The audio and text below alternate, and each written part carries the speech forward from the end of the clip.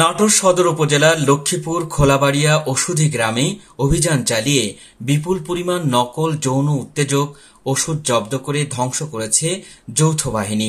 জাতীয় গোয়েন্দা সংস্থা এনএসআই, সেনাবাহিনী ও ঔষধ প্রশাসন অধিদপ্তরের সমন্বয়ে বিশেষ টিম বিকাল থেকে রাত ৯টা পর্যন্ত সদর উপজেলার লক্ষ্মীপুর ও আমিরগঞ্জ এলাকায় ভেষজ পল্লীর ৩টি গোপন কারখানায় অভিযান চালায়।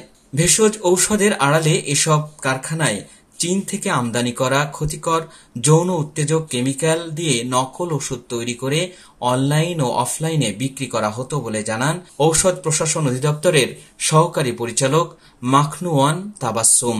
এ সময় ৩টি কারখানা থেকে প্রায় ১ কোটি টাকার নকল ওষুধ জব্দ করে পুড়িয়ে ধ্বংস করা হয়। পরে কারখানা মালিক শরীফুল ইসলাম, গোলাম মোস্তফা, সজল, সাব্বির, রাজু ও সেলিমকে মুচলেকার মাধ্যমে ছেড়ে দেওয়া হয়।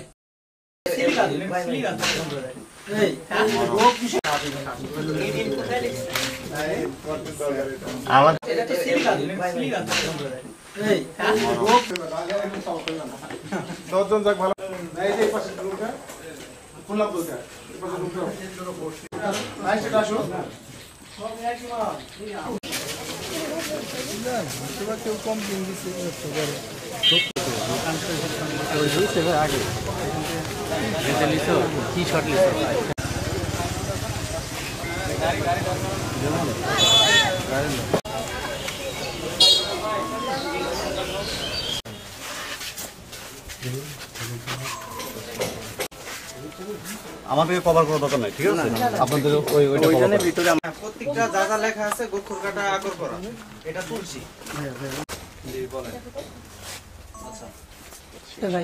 আজকে তাদের যে ন্যাশনাল সিকিউরিটি ইন্টেলিজেন্সের তাদের যে অভিযান